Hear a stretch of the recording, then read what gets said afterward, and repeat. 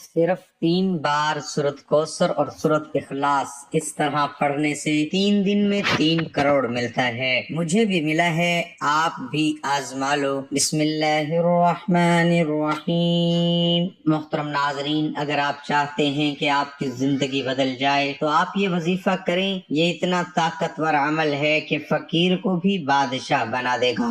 آج کا وظیفہ بہت ہی خاص اور مجرب ہے۔ آج میں آپ کی خدمت میں ایک ایسا عمل لے کر حاضر ہوا ہوں جس کی برکت سے انشاءاللہ اللہ پاک آپ کے کاروبار میں برکت عطا فرمائے گا، رزق اور دولت کو وسیع اور کشادہ کرے گا، آپ کے تمام پریشانیاں، دکھ، تکلیفیں ختم ہو جائیں گی، بیماریوں سے نجات ملے گی۔ تمام ناظرین سے گزارش ہے کہ ویڈیو کو مکمل دیکھیے گا۔ محترم ناظرین، اس وظیفے کو کرنے سے آپ کو دنیا میں تو فائدہ ہوگا، لیکن اس کو کرنے سے آخرت میں جو فائدہ ہوگا وہ جان کر آپ حیران رہ جاؤ گے۔ ایک مسلمان کی یہی خواہش ہوتی ہے کہ وہ مرنے کے بعد قبر کے عذاب سے بچ جائے، قیامت والے دن اللہ کے غضب سے بچ جائے اور جنت کو حاصل کر لے، اور یہی بڑی کامیابی ہے۔ تو ناظرین، آج کے سائنسی دور میں ہر انسان مشکلات کا شکار ہے۔ کچھ واقعات غیر ارادی طور پر ہوتے ہیں اور کچھ ارادتاً کیے جاتے ہیں۔ ان غیر معمولی واقعات کے ذریعے انسان رکاوٹوں اور گردشوں کے چکر میں پھنس جاتا ہے اور اپنے تمام اثاثات، صحت، روپیہ، تعلقات، محبت اور ذات داؤ پر لگا دیتا ہے۔ اسے اپنے آپ پر شک ہونے لگتا ہے۔ شادی، کاروبار، رشتہ نہ آنا، رشتہ داروں کی مخالفت، جلد شادی کا نہ ہونا، کاروبار چلانا لیکن نہ چل پانا، مخالفتوں کی روک ٹوک، شیطانی اثرات، کیا کسی نے کچھ کروا تو نہیں دیا، یا میرے ہی ساتھ ایسا کیوں ہوتا ہے۔ ایسی تمام چیزیں ختم کرنے کے لیے آج میں آپ کے لیے وہ وظیفہ لایا ہوں جو آج تک آپ کو کسی نے نہیں بتایا ہوگا اور نہ ہی کبھی آپ نے سنا ہوگا۔ محترم ناظرین، ایک شہر میں ایک عورت رہتی تھی جس کا خاوند وصال کر چکا تھا اور اس کے خاوند کے ورثاء میں صرف 3 درہم تھے۔ اس بیوہ کو کافی مشکلات کا سامنا کرنا پڑ رہا تھا۔ اس نے وہ 3 درہم پکڑے، بازار میں جا کر ایک اون دیکھا اور اس کو پسند آیا تو اس نے اون کو خرید کر گھر لے آئی۔ چند دن گزرنے کے بعد اس نے اس اون کو بیچ دیا جس سے اس کو 5 درہم ملے۔ 2 سے ضروریات زندگی کے لیے چیزیں لے آئی اور 3 درہم کا پھر ایک اون لے کر آئی۔ اسی طرح سے وہ اپنے بچوں کی زندگی کے لیے ضروری سامان خریدنے لگی۔ ایک دن ایسا ہوا کہ جس نے اس کو پریشان کر دیا۔ بازار سے کچھ اون خرید کر گھر آئی، ان کو رکھ کر بچوں کو کھانا وغیرہ دینے میں مصروف ہو گئی تھی کہ ایک پرندہ اڑتا ہوا آیا اور اس کے اون کو اٹھا کر اڑ گیا۔ وہ اس عورت کے رزق کا ذریعہ بنا ہوا تھا۔ وہ بہت زیادہ پریشان ہو گئی، کہنے لگی اللہ میرے رزق کا یہ بھی ذریعہ ختم کر دیا ہے، اب میں کیا کروں گی اور کیسے اپنے بچوں کا پیٹ پالوں گی۔ وہ سیدھے حضرت داؤد طائی کے پاس تشریف لے گئی اور ان کو اپنا سارا قصہ سنایا اور پوچھا اللہ اتنا ظالم کیسے ہو سکتا ہے۔ حضرت داؤد طائی اس عورت کی کہانی سن کر ابھی حیران ہو رہے تھے کہ دروازے پر کسی نے دستک دی۔ دروازے کو کھولنے پر 10 آدمی کھڑے تھے۔ آپ نے ان آدمیوں سے پوچھا کہ کیا مسئلہ ہے؟ انہوں نے بتایا ہم سمندر میں سفر کر رہے تھے کہ اچانک ہماری کشتی میں چھوٹا سا سوراخ ہو گیا اور کشتی میں پانی بھرنے لگا۔ ہمیں اپنی موت کا یقین ہو گیا تھا۔ ہم سب نے مل کر اللہ سے دعا کی کہ اے اللہ ہم سب کو اس مشکل سے نکال دے، تو ہم سب مل کر 10,000 درہم کا صدقہ کریں گے۔ ہم اللہ سے یہ دعا کر رہے تھی کہ ہماری کشتی میں کسی پرندے نے اون کا گولا پھینک دیا۔ ہم نے اس اون کے گولے کی مدد سے کشتی کے چھوٹے چھوٹے سوراخ کو بند کیا اور اس کے اوپر ایک صندوق رکھ دیا۔ اللہ اللہ کر کے ہم کنارے پہنچ گئے۔ اسی طرح ہم اس مشکل سے نکل کر آپ کے پاس یہاں آ گئے ہیں۔ یہاں پہنچتے ہی ہم نے کسی بزرگ کی تلاش شروع کر دی تاکہ اس کے ذریعے سے ہم اپنا صدقہ کسی مستحق کو پہنچا سکیں۔ ہم تو یہاں کسی کے بارے میں علم نہیں تھا کہ ہم نے کسی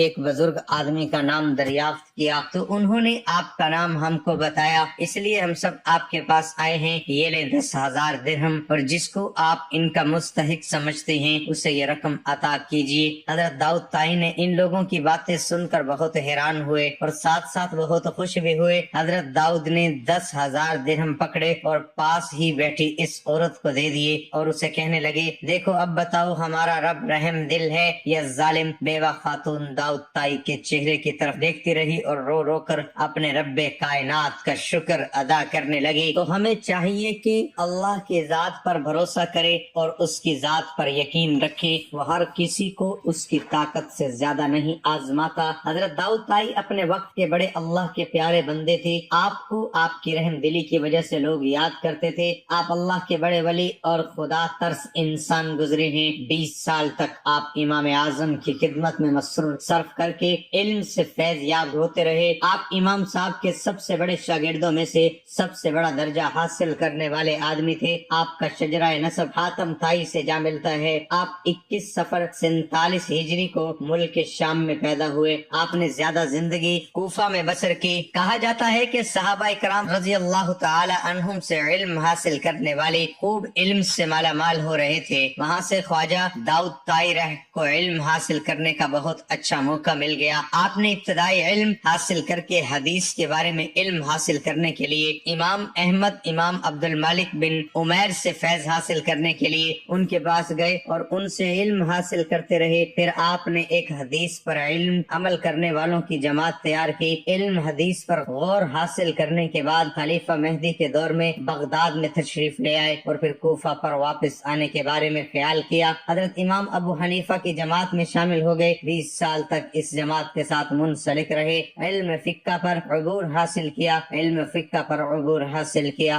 آپ خواجہ حبیب رائے کے پاس آئے، یہاں ان کے ہاتھ پر بیعت کر لی۔ یاد رہے کہ حضرت حبیب رائے حضرت حسن بصری کے مرید تھے۔ ایک دفعہ کا ذکر ہے کہ ایک آدمی آپ کی خدمت میں حاضر ہوا اور کہنے لگا کہ آپ کی چھت کا ایک شتیر ٹوٹ گیا ہے۔ آپ نے کہا، اے میرے پیارے، میں نے 20 سال سے اپنی چھت کی طرف نظر ہی نہیں ماری۔ جب آپ کے والد کا وصال ہوا تو 80 درہم اور ایک مکان ورثہ میں ملا تھا۔ وہ درہم ساری عمر تک آپ سے ختم نہیں ہونے پا رہے تھے۔ آپ اس مکان کے ایک کمرے میں بیٹھ جایا کرتے تھے۔ جب وہ گر گیا تو تیسرے کے درجے میں بیٹھ کر زندگی بسر کرنے لگ گئے۔ کہا جاتا ہے کہ ایک دن حضرت طائی کی ایک نوکرانی نے کہا، آپ کے لیے گوشت کا اچھا سالن بناؤں؟ حضرت داؤد طائی نے جواب دیا، جی تو میرا بھی یہی کرتا ہے۔ اس نوکرانی نے گوشت بہت مزیدار تیار کر کے آپ کے سامنے پیش کیا۔ دعا فرمانے لگی، اے فلاں آدمی کے بچے کہاں ہیں؟ نوکرانی نے جواب دیا، اے آقا یہیں پر ہیں۔ تو آپ نے فرمایا، یہ گوشت ان بچوں کو دے دو۔ نوکرانی نے کہا، آپ اس گوشت سے کچھ کھا لیں۔ تو آپ نے فرمایا، یہ گوشت کھا کر بھی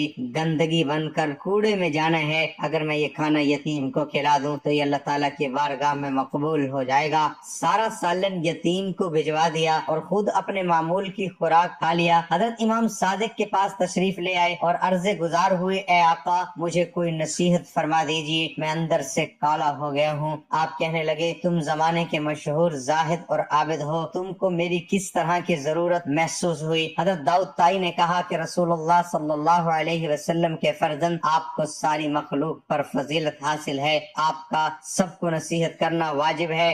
آپ نے فرمایا، اے داؤد طائی ہمیشہ اس کام سے دور رہتے رہو، ایسا نہ ہو جائے کہ میں کسی اور کو ایسی نصیحت کر دوں جو قیامت کے دن مجھے اس کا حساب ادا کرنا پڑے۔ بس یہ بات سن کر داؤد طائی روتے ہوئے فرمانے لگے، اے مرشد، اگر آپ ہی اپنے آپ کو اس قابل نہیں سمجھتے تو میں کس بات کی مولی ہوں؟ میں زاہد و عابد ہونے پر کس طرح بھروسہ کر سکتا ہوں؟ اور یہ کہ میں اللہ کا نیک آدمی ہوں۔ اللہ نیک اعمال کرنے اور اپنے بڑوں کا ادب کرنے کی توفیق دے۔ ہمیں نبی کریم صلی اللہ علیہ وسلم سے پناہ محبت عطا فرمائے۔ تو سب سے پہلے اپنے گھر میں نماز کا معمول بنانا ہے۔ کوئی ایسا نہ ہو جو نماز نہ پڑھتا ہو، کیونکہ نماز فرض ہے۔ اگر ساری رات آپ تہجد پڑھیں تو صبح اگر نماز فجر آپ سے رہ جاتی ہے تو ساری رات آپ کے ذکر میں گزری ہے، اس کا کوئی فائدہ نہیں۔ نماز کی پابندی اپنے اوپر لازم کرے۔ اسلام کی بنیاد 5 چیزوں پر ہے: اللہ تعالیٰ کی عبادت کرنا اور اس کے سوا سب کی عبادت کا انکار کرنا، نماز قائم کرنا، زکوٰۃ ادا کرنا، بیت اللہ کا حج کرنا اور رمضان کے روزے رکھنا۔ حضرت عبادہ بن صامت رضی اللہ عنہ سے روایت ہے کہ رسول اکرم صلی اللہ علیہ وسلم نے فرمایا، اسلام کی بنیاد 5 چیزوں پر ہے: اللہ تعالیٰ کی عبادت کرنا اور اس کے سوا سب کی عبادت کا انکار کرنا، نماز قائم کرنا،